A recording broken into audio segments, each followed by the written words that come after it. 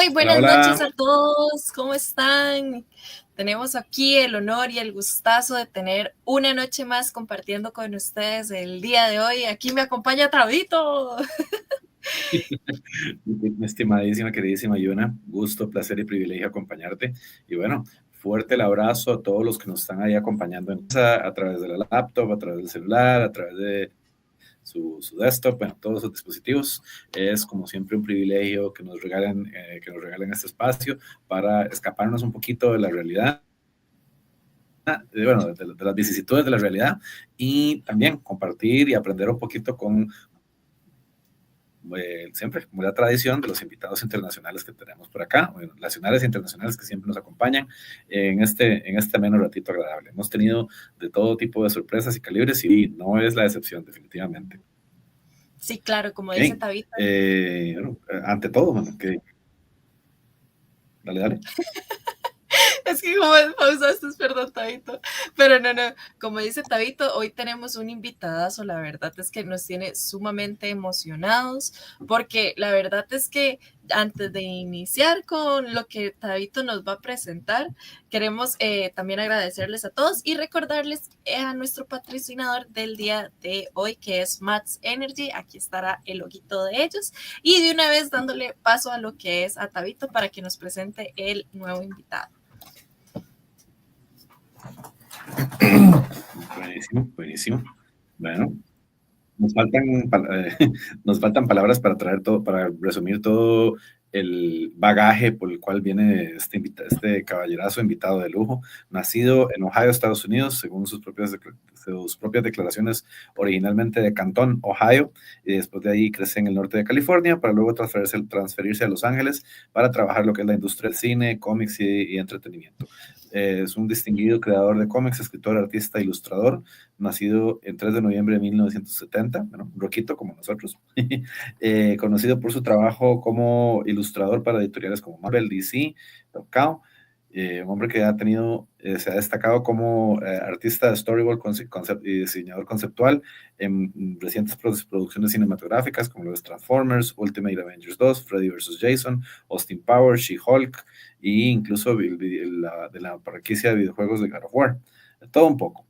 Este caballero también conocidísimo por su participación en la parte de Godzilla vs. Kong en 2021, Star Trek Picard, Spider-Man Lejos de Casa, de todo un poquito. Un hombre de una y mil trayectorias, un hombre que definitivamente nos bendice con su presencia, nos engalana por acá las pantallas de Marvel. Y bueno, sin más preámbulo, dele con mucho cariño, mucho corazón y bienvenida a lo que es nuestro invitado, el señor Aaron Sowd. Muy gustazo. Mr. Aaron. Hola. Mucho gusto. Thanks Nice for having me. It's truly a pleasure and an honor having you. So rest assured, if you ever wondered if you have fans, if you have a strong fan base in Costa Rica, people know you in the distant lands of Costa Rica, I can put your worries at ease. People know about your work and legacy, and we're very humbled and thankful to have you here this evening. I'm thankful to be here. Thanks for having me. It's always fun to do things like this. Absolutely. We're gonna hit you. We're gonna hit you with some hard questions. First, just to break the ice. Vamos a empezar con algunas preguntas ahí medio interesantes para empezar a hacer conexión y para romper el hielo. Ok. Primero contanos un poquito de ese primer acercamiento del arte y la narración. Talk to us a little bit just to break the ice and so we can start to learn a bit about you. What was your first approach to the world of art and visual narration? My first approach was my mom actually was an artist, and so she would draw for me. My sister and I were both homeschooled, so we grew up like on a farm in Ohio, and my parents didn't want us to have a TV, so instead I went to the library and they had comic books. Lucky for me, comic books like Tintin and Asterix, and so I learned to kind of draw by copying my favorite comics. That's amazing. Yeah, and then I went to school. Later, I went to school for computer science, but I just didn't like it. You know, sitting in front of a computer all day is not fun. So now, luckily, I sit in front of the computer all day, but I get to draw. Okay, let me translate at home. Entonces nos cuenta Aaron que, bueno, su primer acercamiento con el mundo del arte y el mundo del diseño y de la narración visual viene de la familia, viene de su señora madre, que también, como no les permitía mucho ver televisión en casa o no lo permitían, entonces había que acomodarse acomodarse a ir a la biblioteca, leer muchos cómics, leer el material audiovisual que ofrecía la librería, y de ahí inspirándose en varios estilos de cómics como Tintín, por ejemplo, replicándolos y calcándolos. Es ahí donde nace el gusto por este medio visual, y un poco también nos comenta que no le gusta mucho trabajar, como estar trabajando con computadoras, pero ya en un mundo como el que vivimos hoy en día, puede combinar lo mejor de dos mundos y puede pasar aprovechar el tiempo dibujando, aprovechar el tiempo trabajando, bueno, ahora a través de un medio un poco más visual y más digital. Bueno, y That's eso, amazing. que él está diciendo de que inmediatamente desde la infancia, una manera muy creativa de la mamá de llegar y decir, no más televisión, no más todo. Y hoy en día tanto que cuesta ese tipo de cosas, ¿verdad? Ahora que él está mencionando este tipo de situaciones, digamos, él practicaba, pero él alguna vez en su vida imaginó que eso iba a ser para siempre. Okay, so we're actually complimenting you, and that's an interesting way of turning a frowny face the other way around.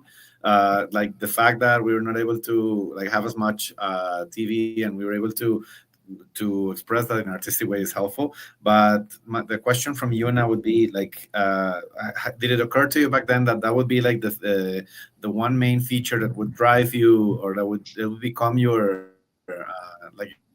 as you went forward? You mean comic books or drawing? Being an artist, for a professional yes. artist? It was something. Yes. I mean, growing up on a farm in Ohio, we had electricity, but I was close to the Amish country. So, I didn't know. I always built models, and I thought maybe I saw Star Wars, and that was like inspired me. So, but I would build these models, these practical models. And so I thought maybe I could do special effects. But again, I didn't know how to do it. I didn't know you could be an artist. And then I saw the Joe Johnston sketchbook for Empire Strikes Back, and he had all the sketches in there, like all of his concept designs and some of his storyboards. And I was like, oh my God, you can actually be an artist and work on movies, because I didn't know it was possible. Es interesante. Nos cuenta también mucho de cómo el proceso incluso de Star Wars también inspirado poderosamente todos los más viviendo en Ohio, viviendo cerca de territorio Amish, que la televisión tal vez está un poquito más limitada. Es aquí donde se inspira un poco más en los materiales que encuentra de Star Wars, por ejemplo, todas las guías visuales de Joe Johnston, cómo es el diseño y la estética de Star Wars, y es aquí donde surge la idea de como, mira, este tipo de diseño, este tipo de talento audiovisual es algo que puede llevarme también, no solo a un medio físico, sino también a un medio audiovisual, como lo es en el cine y la producción. That's incredible. Thanks. Okay. But I always thought the word artist. I always thought the word artist and starving went together. So I never considered it like as a career until I got to LA and I started, working professionally, first in comics and then later advertising and then movies, animation too, some animation.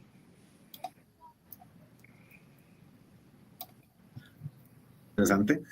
Interesting. Nos cuenta también que en un principio nunca veía como el concepto de artista como un trabajo de la mano, hasta que eventualmente ya se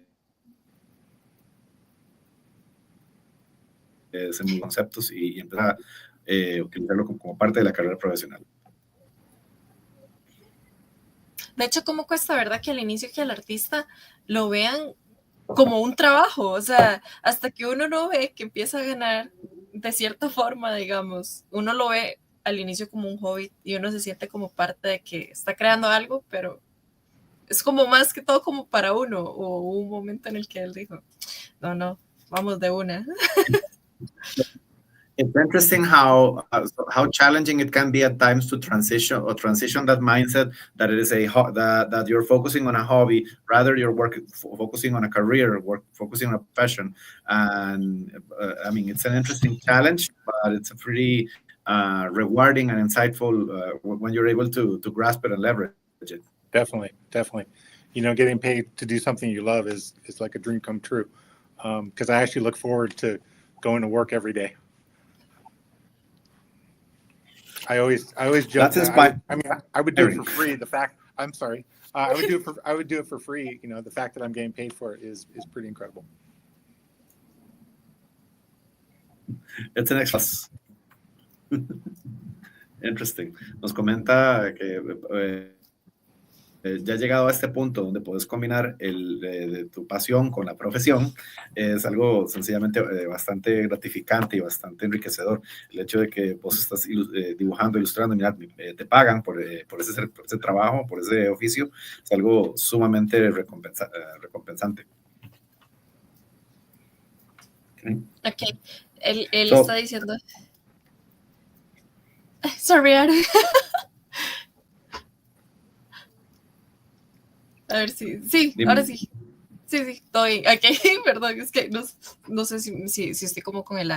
Pero, digamos, él empezó a hacer este tipo de proyectos y él en qué momento dijo de que se quería dedicar toda su vida en esto. O sea, hay algún momento que él dice, es tanta mi inspiración en esto que yo sí digo, voy a seguir adelante toda mi vida con esto, o si optó en algún momento en pensar y decir, no, quiero estudiar otra cosa.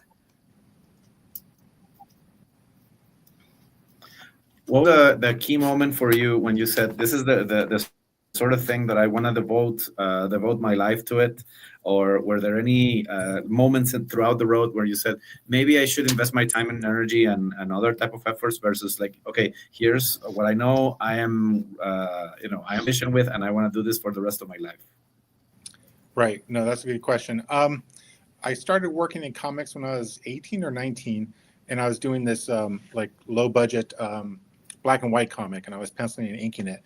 And then Mark Silvestri from Top Cow had a talent search, and I won the talent search. So he brought me down to, they were in La Jolla at the time, but then they relocated to Santa Monica. So by the time I got to LA, I was in Santa Monica working with Mark Silvestri and a bunch of other amazing artists. And so, I hadn't had the opportunity to go to art school. So it was kind of like, getting paid to learn the job, because I had a certain amount of talent, but I was there for like 3 years, and it made me, it was really inspiring, just like a friendly competition between artists to, you see what the person next to you is doing, and you play off of each other, and you learn all sorts of, techniques from each other, things that you would never, ever figure out on your own. So that was kind of like my, getting paid to go to school.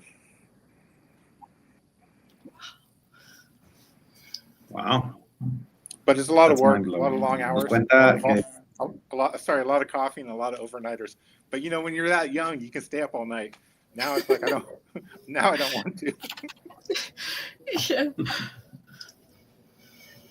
Yeah, no, I agree with you. It's a different chapter in the life. It's a different type of energy. It's the person that you are at that time versus the person that you are right now. But I mean, some parts remain, some parts adjust. I'm there with you. Mm-hmm. Nos cuentan que como toda esa transición del momento en que decide hacerse artista y dedicarse a por vida es por ahí de los 18, 19, que ya estaba ilustrando, ya haciendo varios cómics en blanco y negro, y igual, como parte del proceso también ya estaba trabajando con otros artistas, los cuales en cierta forma era una competencia, era como un tipo de cierta competencia amistosa, puesto que tenía que copiar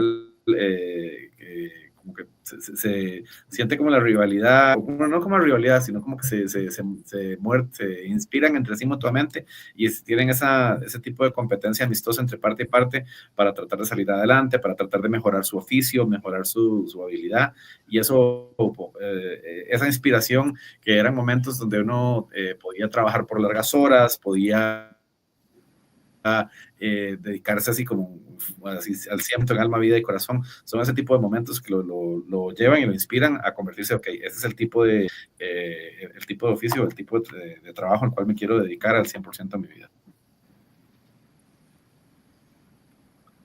Okay. We already we're already starting to see some love in the chat, so we'll get to some of those questions in a second.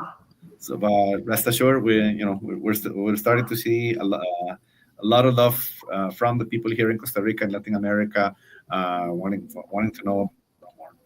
Okay, talk to us. I want to talk to us a little bit about what are some of the. I know you mentioned Star Wars and I know you mentioned Tintin, but talk to us about some of the series or visual media that inspire you and made like a before and after for you. Cuéntanos un poco de sus experiencias y inspiraciones. You mean different artists or different types of art? We can do a bit of both. Okay. When I was really young, I used to paint a lot of birds. I used to work in watercolor, and so I just remember spending like a whole summer just painting birds nonstop, and that was really fun. And then things that you do as a kid. So there's also those at the library. They have the step-by-step books, where they show you draw a circle and then you add, like you slowly build it up, the basic shapes. So I used to look at all those things, and then later on, of course, like Norman Rockwell was a big one. Oh, one of the first ones. Well, obviously Charles Schulz, because I used to read, Peanuts, Charlie Brown, and then Tintin, Asterix. Those are more cartoony, but I just loved the style, like Hergé, I think you say his name. He was amazing. So Tintin was a big one for me growing up. And then later, when I got into comics, it was, like John Byrne and Mark Silvestri, John Buscema, Frank Frazetta. Frazetta was a big one. But again, I try to look at all kinds of art. Like I tell my students, if you're traveling, if you're at a coffee shop, take your sketchbook with you. You can draw all the time and you'll find inspiration from all sorts of things, from music, from movies, from paintings, from going to the museum. Son muchas cosas en las que él se inspira. Okay. Son múltiples fuentes de inspiración, lo que nos cuenta. Obviamente nos habla también el parte de los inicios de los procesos, cuando trabajaba inicialmente con acuarelas y con diferentes folletos y procesos que eran más como paso a paso, como, para empezar a trazar un círculo, luego seguís con este otro proceso y demás, pero esos son, obviamente, poco a poco algunos de los medios que lo llevan a uno a un resultado más concreto al final. Nos menciona también dentro de sus primeras inspiraciones artísticas, como lo mencionaba anterior, como lo que es Peanuts o lo que es Asterix y demás, como parte de esas primeras inspiraciones en términos de estilística, poco a poco lo fue llevando a diversos dibujos un poco más elaborados, obviamente más enriquecidos, y parte de todo ese proceso también es lo que él ahora lleva con sus colegas, con sus estudiantes, a decirles, a invitarlos a inspirarse a través de todo, a través de los diferentes medios y colores y fuentes que lo pueden ayudar. Okay. Teniendo ya como estas consideraciones y estas increíbles narrativas, digamos de que si es complicado para todo artista, siento yo, como arrancar e iniciar, pero yo veo que desde joven ya él estaba como que súper seguro de lo que él quería, y al mismo tiempo, ¿qué es la parte en la que él siente que es más complicado al abrirse a la industria del cómic o la ilustración? Porque bien sabemos de que es un toque costoso porque a él no le gustaba tanto o no le gusta tanto como que la parte tecnológica. Okay, so talk to us a bit, like, what is that transition of like going into the book media and combining that with technology, or like some of the more recent methods? What are some of the challenges that come through that transitioning process?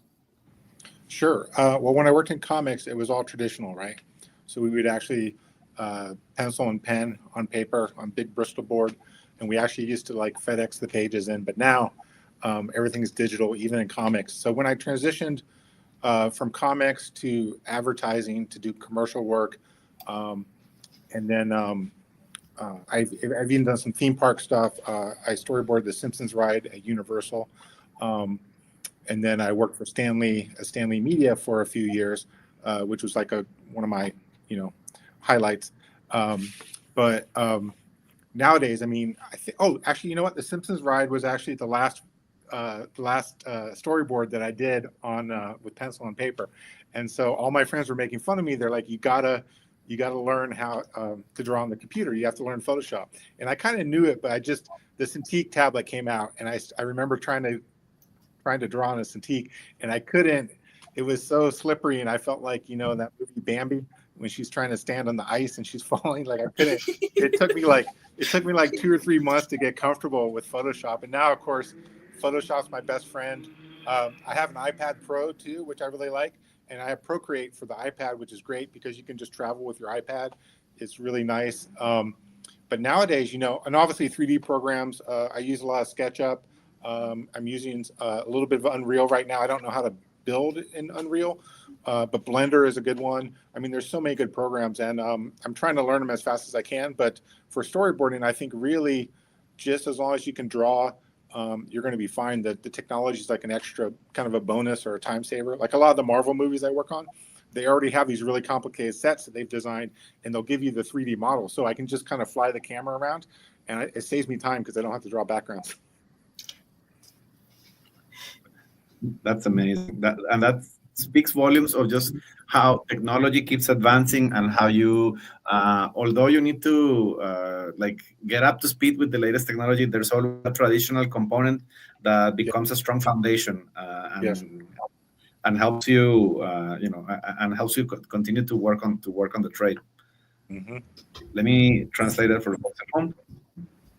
Entonces nos cuenta la transición de todo ese proceso de cambio, transición del proceso digital al proceso físico que fue en la época de ahora, ha sido definitivamente algo bastante fuerte. En la época de antes era todos los storyboards y los cuadros se enviaban a través de FedEx, y todo era un medio mucho más físico. Ahora, hoy en día casi todo es digitalizado. Nos cuenta, por ejemplo, de cómo los primeros modelos cuando estuvo trabajando con diseños gráficos de los Simpsons, igual todo enviado a mano, todo enviado por correo, y era un proceso obviamente mucho más manual. Hoy en día todo está muchísimo más digitalizado. Hay diferentes herramientas y medios que poco a poco hay que irles perdiendo el miedo.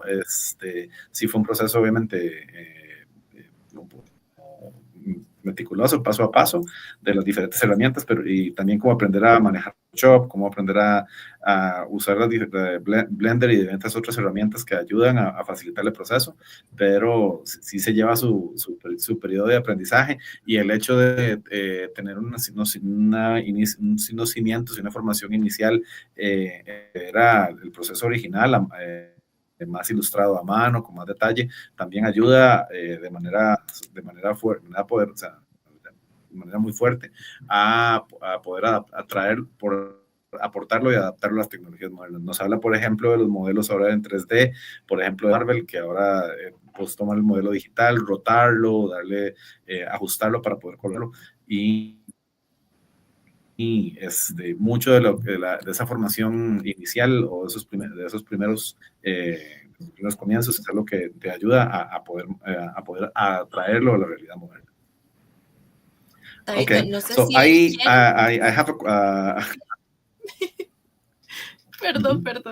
No sé si él quiera como mostrarnos esas comparativas, digamos, de el arte digital que ha hecho, o algún dibujo o skateboard ahí que tenga como...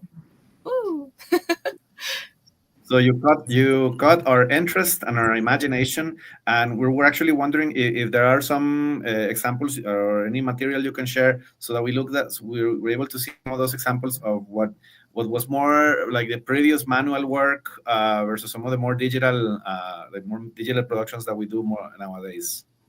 Sure. Yeah. You want me to? Can I present my screen? I just click present.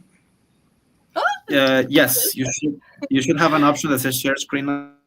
Okay. All right. Compartir un par de imágenes por ahí. So here we go. This is pretty simple. If I can figure this out. Present. I just share my desktop, or I just share screen. Okay, gotcha. Okay, and I'll You can share. Yeah. Okay, cool. Here we go. No. Am I sharing? Is that just the window? Can you see my whole desktop? Can you see that? So I think that's a window. Oh. Can you see the transformers right now? Or no? So with the window with the studio. Okay. Just a second. Sorry, I don't usually have two screens. So I think I shared the window and not the whole screen. So Yeah. I'll stop sharing. I'll try it again. Present. Share screen. Okay, allow. And then the desktop is what? Just, let's see. Oh, share this window. All I see is share the window. How do I share the entire screen? Sorry, I don't usually use this. No worries. What I usually do is on the bottom set that you have at the bottom, there should be an icon for microphone, an icon for, and the third icon is like with the screen and the plus sign. Okay. Just a second here. Stop. Oh, gotcha. Okay, cool.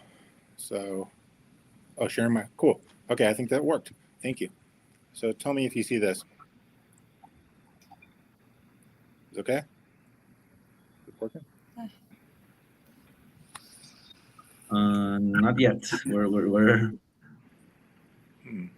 working on that. Okay. It says I'm sharing my entire screen. That's so weird. And all I can, I can click stop sharing. Let me try it again.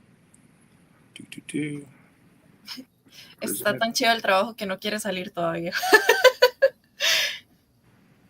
Okay, stop sharing. The work is shy. Like they're so cool. The illustrations are so cool that they're reticent to show. They're afraid. They're shy. Okay, this is good. I think this works. Okay, it says I'm sharing. No. I was sharing my entire screen. I don't know why that didn't work.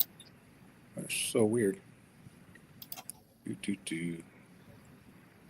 Sorry, I don't usually use this program. I usually use Zoom.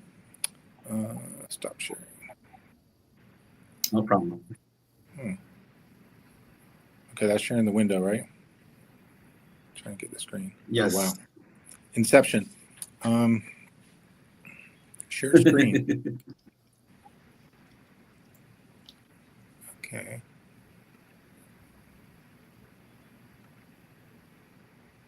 All right. All right.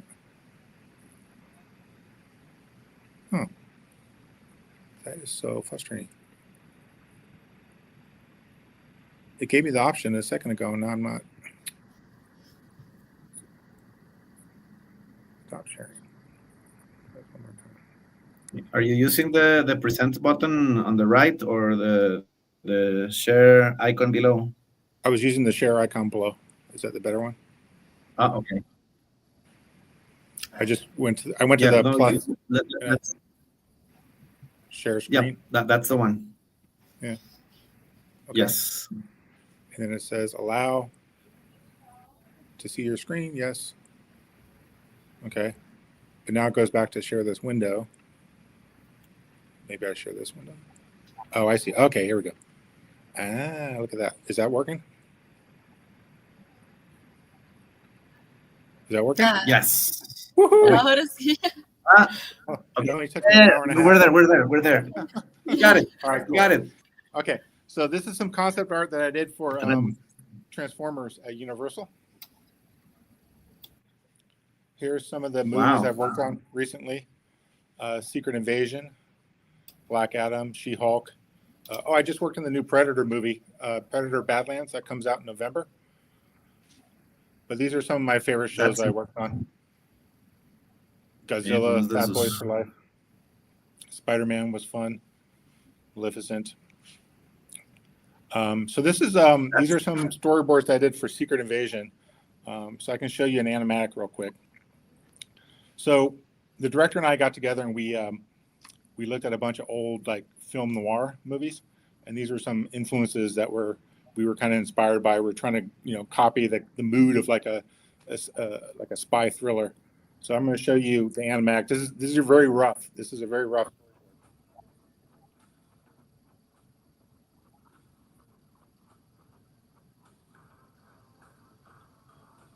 This is incredible. Okay, nos está compartiendo acá algunas de las inspiraciones y bosquetos para el concepto de Secret Invasion de Marvel, de cómo se buscaba una estética noir, una estética como, que evoca ese concepto de film de espía. Wow.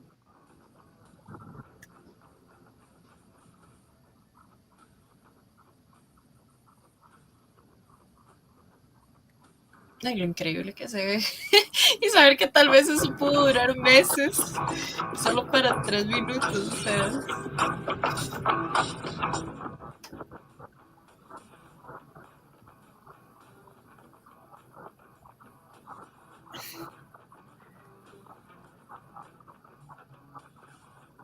It's amazing.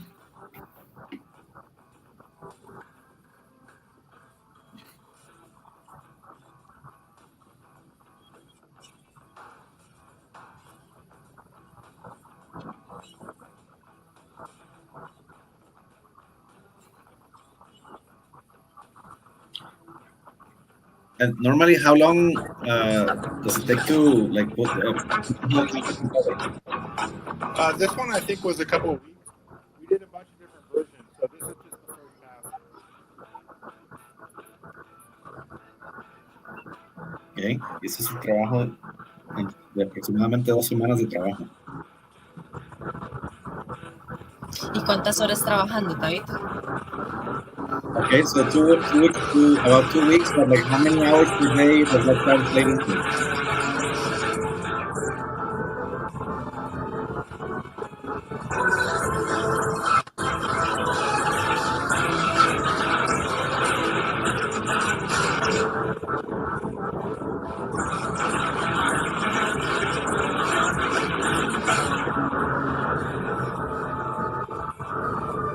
Incredible.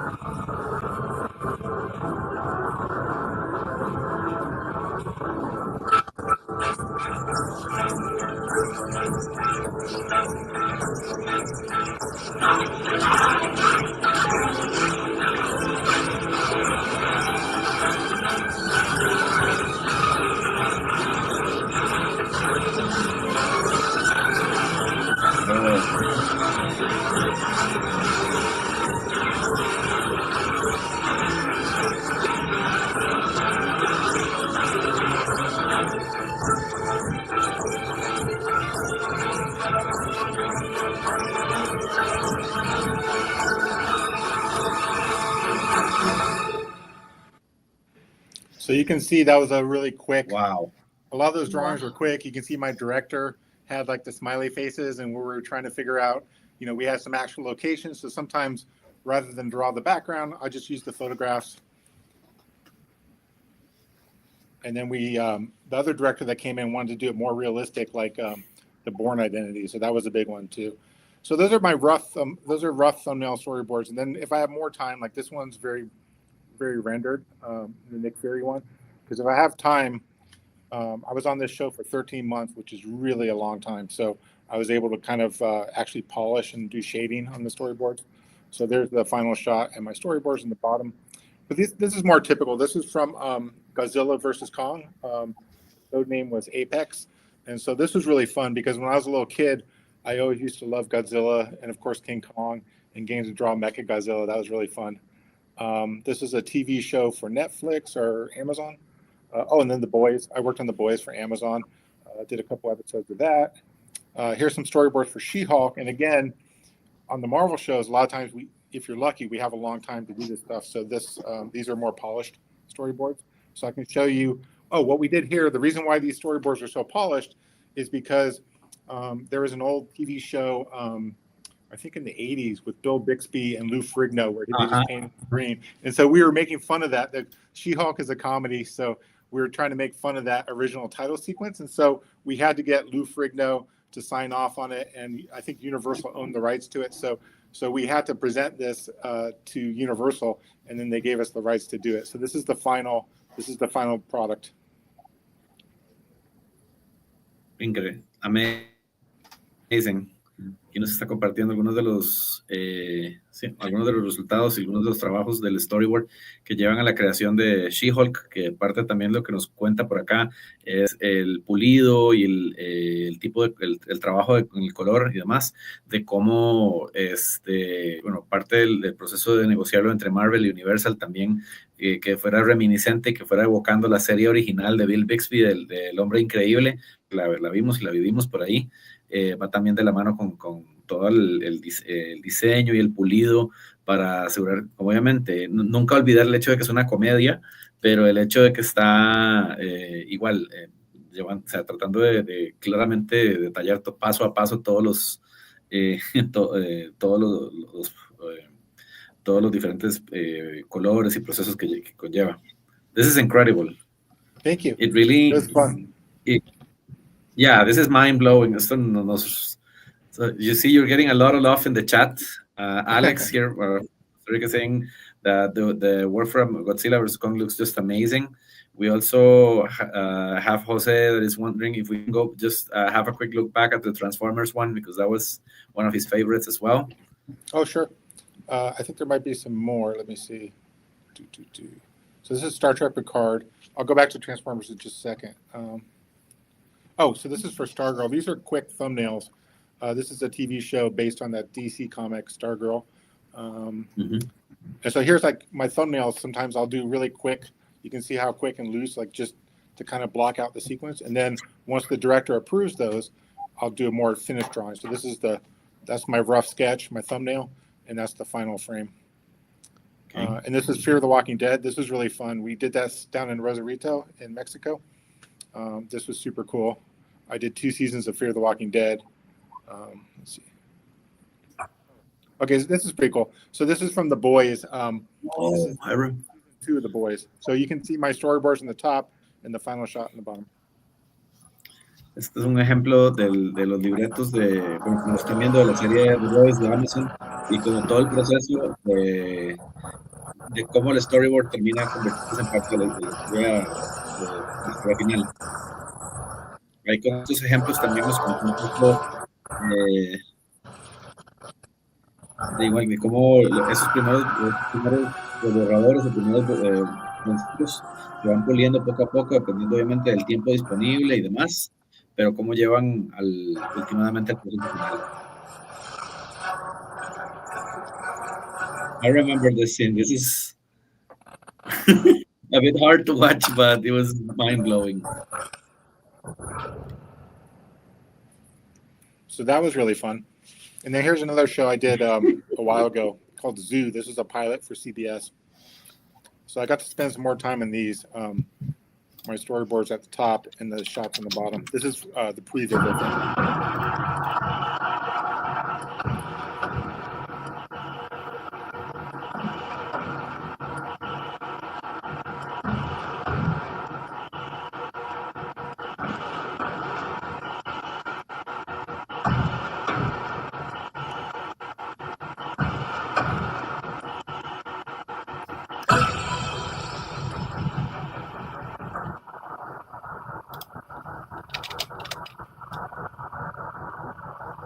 Oh, wow.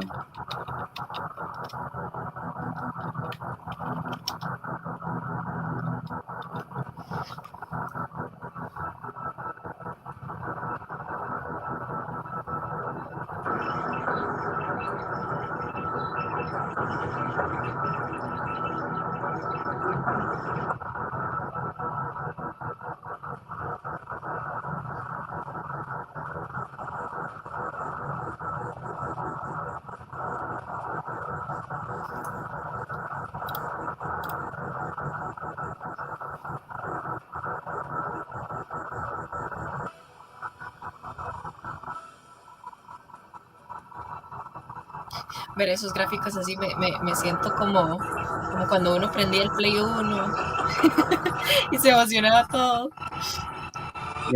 reminds you when you're like with your first PlayStation and you're like seeing some of the first thrill that you get from the cinematics. Exactly. You know why? That's because it was for previs, and so I was working at a company and they were doing all the previs, and so that's why I drew tighter storyboards, because they actually followed my poses like really carefully. Because usually on live action stuff, you know, obviously the actors are going to do whatever they want, but you're just kind of blocking out the shots. So for this one, the previs is like almost shot for shot what I drew, which is really cool. It's fun. It's fun to do things like that. This was a Chinese movie I worked on. A lot of mocap in this one. Oh, this is Stargirl. This was fun. So Stargirl was really cool. This is on the CW, I think. So my storyboards, you can see, really quick, really kind of rough. So I'll show you like a previs. Again, this is previs because the big giant robot in the show, he was a lot of CGI. And then also, believe it or not, they were filming, I think, in Nebraska, and it's supposed to be in a giant cornfield. And there was no corn at the time they were filming, so they had to CGI the corn, which is crazy. No, that's insane. That's why these shows are so expensive. So here's my storyboards, and then I'll show you how I'll show you the final sequence in previs form. Okay. Acá nos está contando de todo el proceso previsual y el proceso de diseño para la serie de Stargirl. Y una de las curiosidades que están filmando en Nebraska, como lo verán acá, y tenía un concepto interesante ahí, es que se esperaba que sembrar en campos de maizales, pero el problema es cuando llegaron a la filmación a adaptar todos los robots y todo, no había, aunque fuera un campo de maíz, no había maíz en esa cosecha de la temporada, y el campo estaba casi vacío. Entonces tuvieron que, hasta incluso los maizales que ven ahí tuvieron que ser digitalmente añadidos. Y parte también de todo el proceso de todos los bosquetes y borradores es también añadir los de la serie y añadir los diferentes elementos, entre esos parte del mismo foliaje para poder mantenerlo coherente con la historia.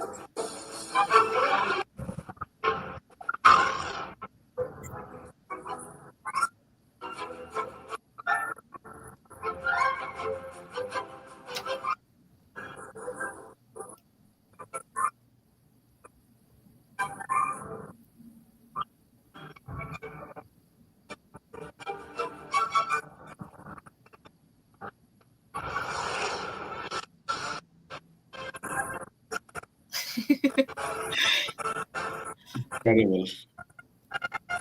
Ver esto en vivo es fantástico, o sea, todo el proceso.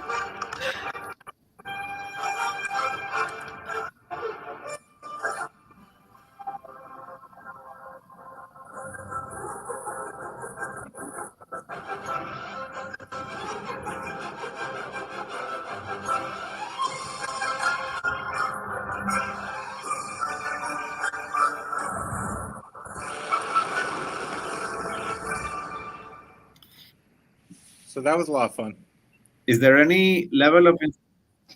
Yeah, I know it's originally deriving from the comic, but it also harkens back to the Iron Giant movie, like the really, the older one. Absolutely. One of my favorite movies. So I'm not sure if there's any inspiration or parallelism. I love it. I adore that film. I do too. That's one of my favorite films of all time. And I also love Brad Bird, who's gone on to become an amazing, not only The Incredibles and, The Mission Impossible. He does a lot of live action now. So here's some comics. Here's some comics I did. So when I was at Top Cow, I specialized more in inking. So for DC and Marvel, I usually was inking other people. So on the first appearance of Batman and Harley Quinn, I was the inker for that. And Alex Ross painted the cover, which is gorgeous. Here's some trading cards. These are some trading cards that I did for Marvel. So you can kind of see my process. I'll do a sketch with blue pencil of like Green Goblin, and then I'll figure out the lighting, and then I ink it, and then the final color right there. My friend Dean White was the colorist on that. He's one of the best colors. And then Loki with the frog was fun. Here's some character design when I was at Stanley Media. Here's some more trading cards. I got to do Thanos, Silver Surfer, and of course, the Thing fighting a bunch of Doom bots. In the comics, Dr. Doom has these he has all these copies of himself, and so you never know if it's the real Dr. Doom or if it's a Doom bot. And this is some of the commercial storyboards I used to do. if we're running out of time, just let me know. I can wrap this up whenever. No worries. For now we're good, but I'll let you know. Okay, cool. And this is a commercial. Sorry, go ahead. No, I was just gonna like get up to speed with like the pizarrón. Que también acá Aaron nos está contando también, bueno, como vieron, trabajo que ha colaborado con varios artistas para el proceso de entintado y el proceso también de diseño de Marvel para lo que son no solo historietas, sino cartas de juegos de tarjetas, como estos de Loki y de Thanos que dieron anteriormente. Okay, you were saying, sorry. Oh, no, not at all. Take your time. I'm not sure, so let's see. I'm trying to concentrate on the Marvel stuff, but I'm trying to show you guys. Sometimes I feel bad because I don't have like a set style, but because I'm kind of a jack of all trades, master of none, it's kind of kept me working. So if I'm not working in movies, I'll work on commercials, or I'll work in animation or video games. I got to work on the first God of War, which was really fun.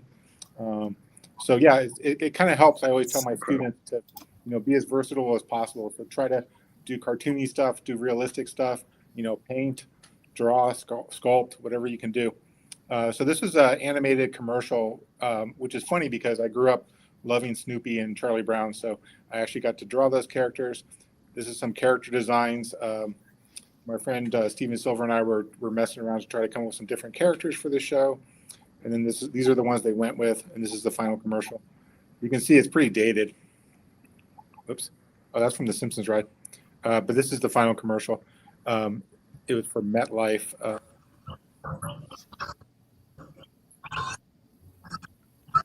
Una lección de vida interesante que nos cuenta Aaron también es ese proceso de mantenerse versátil, que si en un momento estás trabajando al no casarte con un estilo único y definido, en un momento puedes trabajar en animación un poco más caricaturesca, en otra con animación un poco más realista, o animación un poco más de fantasía. Es ese nivel de versatilidad y flexibilidad que puedes pintar, puedes colorear, puedes tintar, te mantiene activo y relevante en la industria. No, está fantástico. O sea, yo me imagino, porque él estaba diciendo de que por lo menos algunos son trabajos de 2 semanas, pero ¿cuánto realmente trabaja él por día para llegar a hacer algo así? Aunque sea corto, digamos, como 1 minuto, que es lo que he estado viendo, que duran más o menos 1 minuto, 3 minutos, pero ya llegar a ese nivel, ¿cuánto realmente se tarda?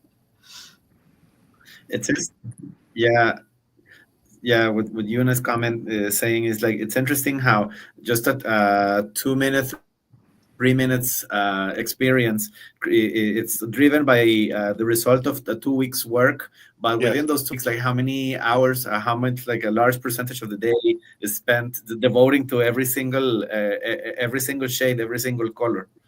Absolutely. So especially with animation. Animation is much more time consuming than live action, because of course, if you're doing traditional 2D animation, you used to have to draw every cell, every frame, and so that's very time consuming. I mean, nowadays with all the 3D animation, it's become a lot faster. But yeah, I actually started off in 2D animation.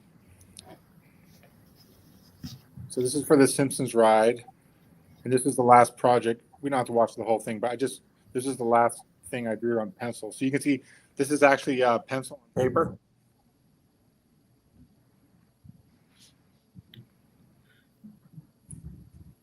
Okay.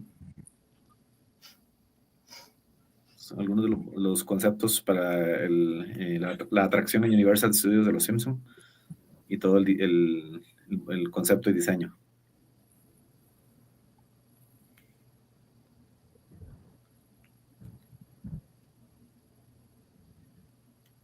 These are amazing. And you still keep the physical? Are you still keeping the physical version of these, or?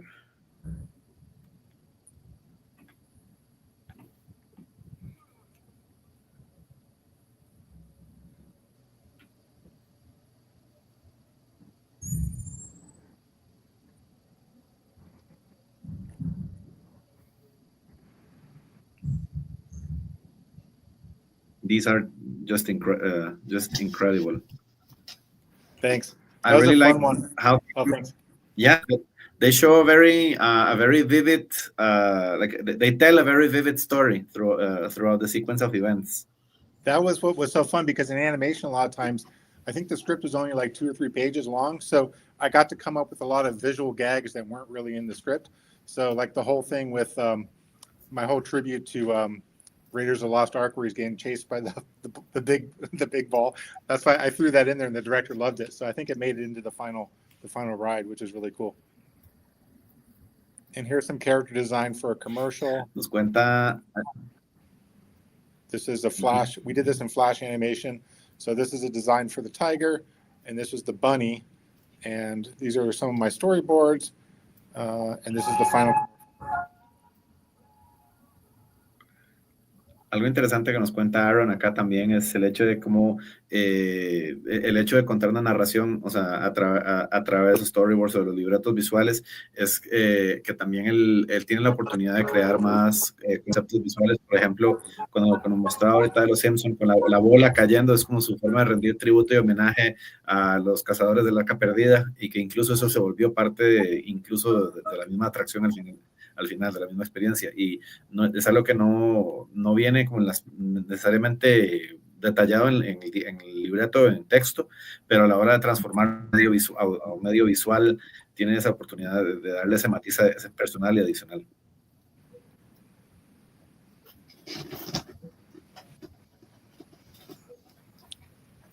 Yeah, that was fun. When I worked at Stanley Media, we worked in Flash animation, so I think people still use it, but it was a pretty good tool. And here's some illustration. Like when I worked in advertising, I would get a lot of random jobs, and this is one for these bobbleheads, kind of like those Funko Pops, but this is for the Mythbusters. This was fun.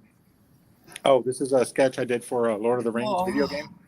So on the left there, that's my sketch. Wow. And then they rendered the final up in 3D. So I sent that to the studio, and then they did the final shot in 3D, which was kind of cool.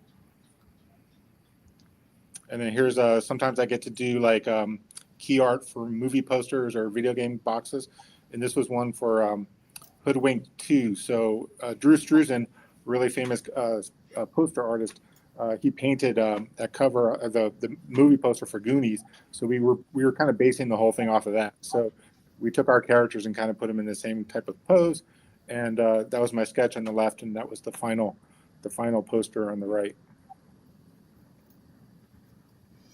And some other posters. Yeah, all different kinds of characters. Oh, and I worked on After Earth. That was fun. Here's some Transformers, some more Transformers. So these were ideas for the teaser trailer. And so the idea with this, nobody had seen, this is for the very first Transformers. So nobody had seen the live action version of these characters. So we wanted to kind of keep the suspense and kind of like, kind of let people know what the movie was coming, but get them excited without giving away too much. So we didn't really want to show them. We just kind of want to indicate that the Transformers, and this I think was supposed to be Bumblebee getting chased. And then we were thinking about different ways to reveal Megatron, and he was going to be trapped under ice in the Arctic Circle.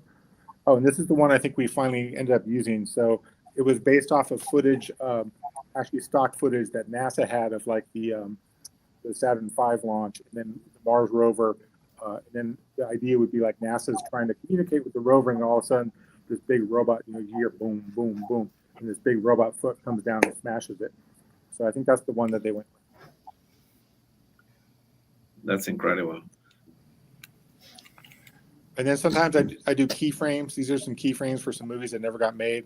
So keyframe is more like a concept art because you're doing color and you're rendering it up and making it look really pretty.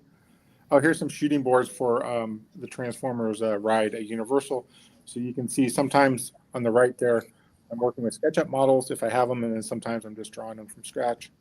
So anyway, yeah, I think that's about it. It's kind of my process. If you want to get, I don't know if you want to get too much into storyboarding, but this is kind of my step-by-step method. Here's some video game stuff. This is a football game for Activision, I think. And this is another one called Dark Void. Oh, this is fun. I got to work on Rage for id Software, and I got to design a lot of the different. There's all these different factions. It's kind of like Mad Max, Road Warrior, and they have all these different iconographies. So I got to design like all the graffiti and stuff that you see. That's all things that I created by hand. That's the trailer for that one. Anyway, so everything's done by hand here. Well, I'm in Photoshop. I mean, I drew it from scratch. But That's insane. Yeah, I was working in Photoshop, so I had to come up with. It's funny. I was lucky because I live close to Venice Beach in California, so I went down to like Venice and I took a lot of photos of different kinds of graffiti, and I tried to learn like different styles of graffiti to make it look realistic. So that's insane. If there's one thing I can recommend, for artists, if any of you guys want to be professional artists, it's like be versatile. Try to be able to do multiple different things. Anything like from drawing a logo for your friend, or there's so many different opportunities, and try not to just put all your eggs in one basket. Because if you only draw like pretty girls, like that's very limited. Or some people they only draw robots, and that might be fine if that's what you want to do. But if all you do is robots, then not every movie is going to have a robot in it. So try to be as versatile as possible.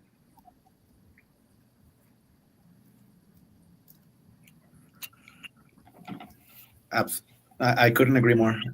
Okay, let me play it back for the folks at home. Muchas de las historias que nos está contando son increíbles, como lo ven acá.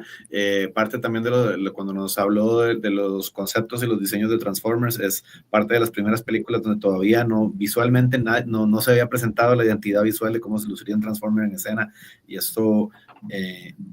eso nos lleva también como al todo el proceso inicial, todos los diferentes bocetos, y igual como el concepto y el consejo también principal que daron también por ahí, y ustedes lo ven a través de las diferentes expresiones de arte, es de mantenerse versátil, de mantenerse con una mente abierta y flexible a los diferentes tipos de oportunidades que... Por ejemplo, si a vos te gusta pintar, no sé, muchachas en la playa, es algo válido, pero también expandir y mantener ese nivel de versatilidad y flexibilidad y estar abierto a diferentes estilos, diferentes tipos de conceptos, tipos de arte, y así te ayuda a mantenerte bastante activo en la industria. So, Aaron, this was actually nothing short of amazing. Both of us have our minds blown here. Oh, thank you. Of just how incredible this is. We have a few final questions for you before we wrap up the session. So just thinking a bit, what can we expect from Aaron, like in the coming years? What are some of the things that are coming in the future in the pipeline? Well, as you can see, I'm in a super secret, undisclosed location working on a new movie, and so it's not even announced yet. So as soon as it gets announced, I'll let you know, but it's pretty exciting. But the last movie I did that actually got announced at Comic-Con was Predator Badlands. I think it comes out in November. So it's going to be the next chapter. I don't know if you guys saw Prey from Dan Trachtenberg, but Predator Badlands is going to be the next chapter in that series. And I got to do a bunch of storyboards on it with a bunch of my friends. So that was really fun. That's amazing. Okay, nos cuenta un poco, bueno, empezando, si vamos en el futuro, nos dice que está en un lugar que no puede revelar, un lugar misterioso, secreto para una producción que aún no ha sido revelada. Nos cuenta también de algunas de las películas que han anunciado en Comic-Con, de las cuales ha estado involucrado o está actualmente involucrado. Pero bueno, se vienen cositas, se vienen cosas muy, muy, muy interesantes. Yuna, no sé si tienes una preguntilla por ahí también.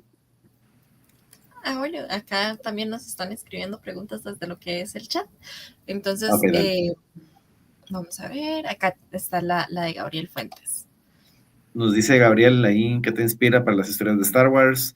¿Cuáles son tus referencias? So, the chat is super, super excited. Their minds are just blown away, but just all these amazing stories that you're sharing. So you have one question from Gabriel in the audience asking about like Star Wars stories and your references and where they're drawing from. I mean, I never really got a chance. My Star Wars stuff has been pretty limited. I got to do some work for Acme Archives. They did some prints based off of the Clone Wars animated show, and so I got to draw in Genndy or Gennady Tartakovsky's style, which is really cool. Yeah, Genndy, thank you. So I got to do that, and then I did some Star Wars art for the box cover for Battlefront 2, I think it was. So you know, for Star Wars, I'm a big fan, so I'm just going off the reference, whatever reference they provide, whatever the characters are, and of course I've seen all the movies like hundreds of times, so I'm pretty much of a geek when it comes to Star Wars. Okay. Cuenta que ha sido experiencia limitada en Star Wars y ha hecho varios tipos de arte, por ejemplo, cuando son pietaje de archivo, pietaje de referencia, y siempre es una oportunidad bastante bien recibida y bienvenida, pero pues sí ha sido como obviamente un tanto limitada al final del día. No, y aún así, vamos a lo mismo, esos trabajos que se ven estar increíbles, es que uno se queda así como, yo ni me di cuenta cuando pasó la hora, pero estar viendo todo el proceso creativo de Aaron es demasiado increíble y está buenísimo, o sea, no sé, es como, ¡ah!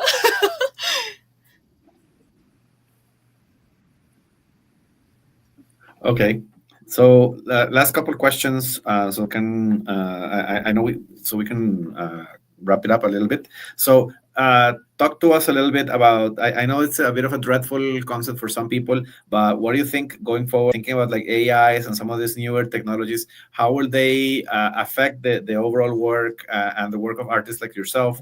How would you be impacted by the advent of some of these intelligences and technologies? Yeah, no, definitely that's a big concern. In fact, we're already seeing the impact, especially in the movie industry and TV shows. A lot of my friends they only do concept art. They're seeing their work like get cut in half because a lot of times, like when a director will pitch a movie idea to the studio, they'll do this big concept art and this big pitch package, and you might have like 20, 30, 50 different concept paintings, and that was a ton of work. But now the directors, if it's not green light lit, they don't want to spend their own money, so they just do it in AI, and it's like close enough, you know. But to me, AI is like soulless, and the great thing about what I'm doing, comics, it doesn't matter the medium, you know. We're all human beings telling human stories, and I hope that AI is never going to understand the human experience as much as we do, you know, because all the stories we tell, all the pictures we draw, they're coming from, you know, things that actually either happen to us or resonate, you know, because AI feels a little cold. It's like when, what do you call it? When 3D animation first came out, you know, the dead eyes, you have the uncanny valley, and there's no light, the lights are on, but nobody's home. So AI is not, I don't think it's going to be able to do storyboards for a while. But yeah, it's definitely a concern. I mean, like I said, a lot of my friends are, they're not getting as much work as they used to, and a lot of people haven't worked in a while. Okay.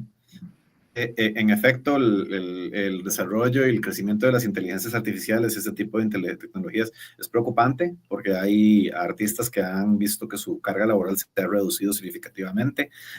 Sin embargo, todavía estamos, a opinión de Aaron, estamos en un momento donde todavía no termina de reemplazarnos la inteligencia, o sea, no nos va a reemplazar la inteligencia artificial en el diseño de este tipo de historias, en este tipo de medios visuales.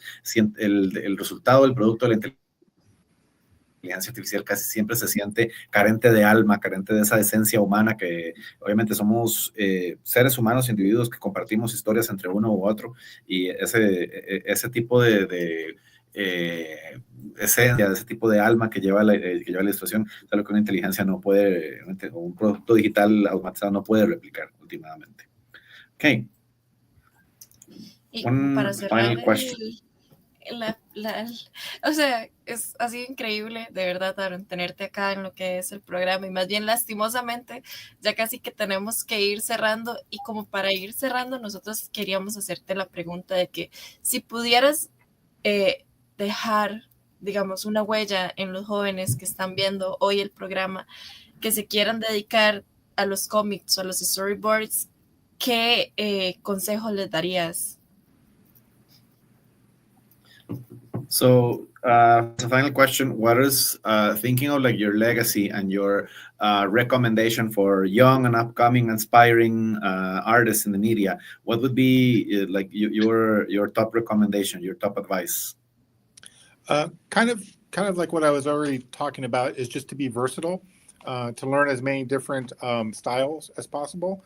Obviously do whatever you're going to be passionate about, one thing or another. But, I have friends that they just do environments, they just do backgrounds, or other people, they just design props for animated shows, and they do good with that. But I would say, yeah, be versatile, and also, learn as many programs as possible, because I think, I don't know how it's all going to shake out, but at some point, AI might get incorporated into the workflow. I know some of my friends are using it. It depends on what you're using it for, because then it becomes copyright issues.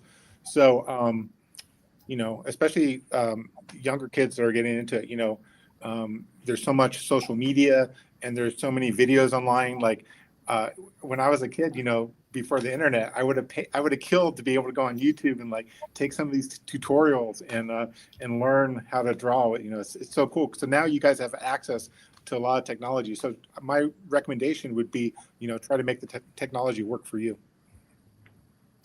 Amazing. Las dos principales recomendaciones que comparte Aaron para todos los artistas aspirantes, los colegas en el medio, es como lo mencionó originalmente, tratar de mantenerse siempre versátiles, creativos, no solo enfocarse en, ok, yo puedo diseñar solo fondos, como trasfondos, yo puedo diseñar props, yo puedo mantener siempre ese tipo de flexibilidad y ese tipo de hambre a aprender diferentes estilos, diferentes colores, diferentes formas de plasmar el medio visual, y también mantenerse activo curioso, interesado en las diferentes herramientas que existen. Hoy existe un sinfín de diferentes opciones que nos pueden ayudar a elevar el resultado y la calidad del trabajo que hacemos.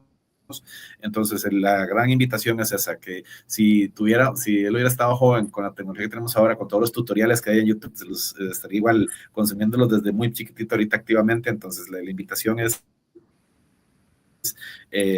a tratar de consumir cuantos tipos de diferentes herramientas modernas, materiales, todo lo que nos ayude a refinar el oficio y mantenerse siempre con esa mente abierta, tener un proceso versátil, creativo, flexible, que te ayuda a cubrir las diferentes matices y los diferentes tipos de historia que puedes retratar. So this was super inspiring. We are, all the folks at home are actually blasting on the chat. We have a question from Kai saying, first of all, good evening. And it's a little iterative, but like, what do you expect from your career or your work in the future, in the years to come? Oh boy, you mentioned a little AI, but love to hear your thoughts here. Just to do it for as long as possible. I mean, it's something you can do. I have friends that are in their 60s and 70s, they haven't retired. Stan Lee, I think, lived to be 95, 97, and I always ask Stan, I said, don't you ever want to retire? And he's like, no, because whenever my friends retire, they die. He's like, this is what I'm passionate about, and I want to do it until I can't do it anymore. So I think, like I said, I love my job. I hope, I guess one thing I would say in regards to the people that are listening is the great thing about the internet is it's kind of like the great equalizer. And so it used to be, if you wanted to work in movies or TV, you had to be in Los Angeles, or at least in the United States, if you just had any chance of getting a job. But now it's like, it's all global, because I have friends in the UK and Mexico and Canada. It's worldwide. I mean, shows are going all over the world now. So, and also you can work remote. That's the one good thing that came out of COVID, is it proved that we could all work remote. For example, the last show I worked on filmed in New Zealand, and I was like, please fly me to New Zealand. But they're like, oh no, you can do it over Zoom. Oh, wow. That's a bummer, but I know, right? I miss traveling for work. Yeah. Entonces, parte de la recomendación también que lo ve en el futuro es si es algo que realmente te apasiona, si es algo que realmente te llena el corazón, trata de mantenerte activo, trata de mantenerte enfocado en en el arte, en el oficio. Él ha hablado o sea, ha trabajado con varios colegas en género que aún están en sus 70s o más adelante, todavía están activos trabajando porque es lo que los llena de vida, los apasiona, y si encuentras eso que te apasiona, seguir haciendo, y que, como lo he visto con varios ejemplos, hasta no poder más. Y también algo que nos menciona muy interesante es también como todo ha cambiado en pro de la globalización, que no tenés que estar físicamente ahorita en Los Ángeles, no tenés que estar físicamente en una locación u otra, e incluso como un mismo resultado de la pandemia, del COVID, que ahora puedes estar en México, en Canadá, puedes estar en cualquier otro lado del mundo, que toda la virtualidad de las cosas ahora permite mucho más flexibilidad. Por otra parte, lo triste es que antes tenías la oportunidad de viajar por el trabajo, mira, te quiero ir a Nueva Zelanda para participar en este proyecto, y te dicen, no, ahora como estamos acá, pero vos podés colaborarnos virtualmente por Zoom desde la casa. Entonces, es una experiencia un poco diferente. En fin. Pero bueno, Aaron, más bien. Perdón, Tabito. Dale. Ok, bueno, Aaron, más bien, de verdad, muchísimas gracias acá por acompañarnos el día de hoy. Ya sabemos que, como es tradición acá en lo que es Marvel, nosotros para despedirnos nos gusta que el invitado diga la palabra pura vida y después tomarnos una pequeña foto grupal. Entonces, no sé si Tabito está listo. Yeah. As a way of bidding you farewell, and as a way of thanking you for your time, and thanking you for all your stories, because these were insightful and inspirational. We have a bit of a farewell tradition as a part of our Marvel team here in Costa. So we would like to take just a quick group picture with the three of us, just for memory's sake, number one, and then we'd like to see how well you can do our typical Costa Rican phrase, which is pura vida. And then after pura vida, we'll take a quick group picture. Pura vida is the one word that you use as a jack of all trades for everything. So it's the most Costa Rican you could ever find. So if you can give us your best rendition of pura vida, and then we'll take a group picture after. Okay. Yeah, exactly. Pura vida. Pura vida. Pura vida. All right. Pura vida. Sí, pura. No lo sentí así como... Okay, let's actually do one last take. So exactly, pura vida. Pura vida. Pura vida. There's a T in there or no T? No T? Yo creo que... Pura vida. Pura vida. Yo creo que sí, vamos a ver. Perfect. I'll practice for next time, I promise. No worries, no worries. I can barely speak English. Don't try to make me speak Spanish. No worries. No, your Spanish is actually on point. We just need to refine it. Okay. ¿Dónde está la biblioteca? We get the. See, you already got it. So did we get it? Do we need to retake it? Let me just confirm. Okay. Let me just confirm because I don't think we got it yet. Okay. Let me check. Okay, let's do one final one. So we'll do pura vida on 3, and then we'll take the group picture. Sorry for that. All right, let's just do it on 3. Like, we'll just spring and say pura vida. Like 1, 2, and 3. Pura vida. Pura vida. Se congeló Tabito. We got it. Fantastic. Again, Aaron, thank you very much. This has been an amazing experience for us, and we're definitely thrilled to be able to share with you and share your experiences, share your some of your journey and knowledge. We look forward to having you again on the show at some point in the future. Costa Rica is your house whenever you wanna come visit. Oh, thank you so much. I look forward to it. And if anybody wants to follow me, I'm on Instagram. It's just my name. Also, my website is just my name as well. So if anybody has any questions, they can always contact me, and I do my best to answer. If I'm not too busy, I try to eventually respond to anybody. So if anyone has any questions, feel free.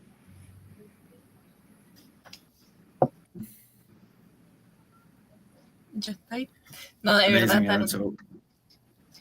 Sí, ahí está Tabito. Gracias por todo, No, Gustavo. No, gracias a ti, Aaron, de verdad. muchas gracias, mi hermano. Más Muchísimas gracias. agradecidos. Mucho Muchas gusto. gracias. Gracias. We're Hasta forever luego. thankful. Thank you. Hasta luego, Aaron. Appreciate it. No, de verdad, que es Wow. increíble todo el trabajo que tiene. Además de que el proceso, o sea, yo no me imagino Sí. todo lo que conlleva estar haciendo esas obras. Bueno, y tras de eso. Pero es que ve la diferencia. La diferencia es que estás haciendo un trabajo que a vos te llena el corazón, te llena de energía, te llena de vida. La cosa, o sea, me acuerdo mi abuelo en el momento decía, se tiene que hacer un trabajo que usted pagaría por hacer. Ese es un ejemplo para muestra el botón. Pero, y lo hace con el corazón, lo hace con todo el gusto y la disposición del mundo. Es algo que se nota que encontró el lugar donde estaba destinado en la vida, sin duda. Y nos habla también, o sea, y él lo mencionó en múltiples ocasiones en la entrevista, nos habla de mantenerse hambriento de conocimiento, de mantenerse flexible, versátil, y no estancarse en okay, un tipo de arte que te apasiona, sino múltiples opciones para mantenerte relevante y abierto, con una mente flexible a todas las diferentes posibilidades que puedes abarcar para poder explotar el 100% del potencial. Entonces, sí, claro, increíble. Nos dejó todo eso, es que todo. Yo todavía estoy así como marcando todo. No, y como dice usted, hay cosas que uno de verdad debería siempre tener las puertas abiertas a cualquier cosa que uno pueda y tenga la disposición de aprender y ver lo que es algo, o sea, sin tener absolutamente nada de internet y a dónde llega y a cómo hacen las cosas. Pero no, chicos, de verdad, muchísimas gracias a todos los que nos acompañaron el día de hoy. Esperemos que les haya encantado este invitadazo, porque la verdad, el trabajo impecable, pero no sé, Taito, ¿algo que quieras decir antes de irnos? Antes de despedirnos, como siempre, demasiadísimas gracias a todos los a todos los que nos acompañan, los que han reaccionado, los que han comentado, compartido. Sin duda, estamos en un espacio también de fans para fans, en cierta medida, y agradecidísimo, obviamente, que nos acompañen en este ratito para poder conversar y compartir y ver un poquito lo que es escapar un poquito de las vicisitudes de la vida. Y si Dios nos da fuerza, salud y vida, nos seguiremos hablando. Que pasen por ahora una excelente noche y bueno, ahí nos seguiremos hablando. Y chao, chicos, se cuiden, que les vaya bien. Buenas noches. A todos. Un fuerte abrazo.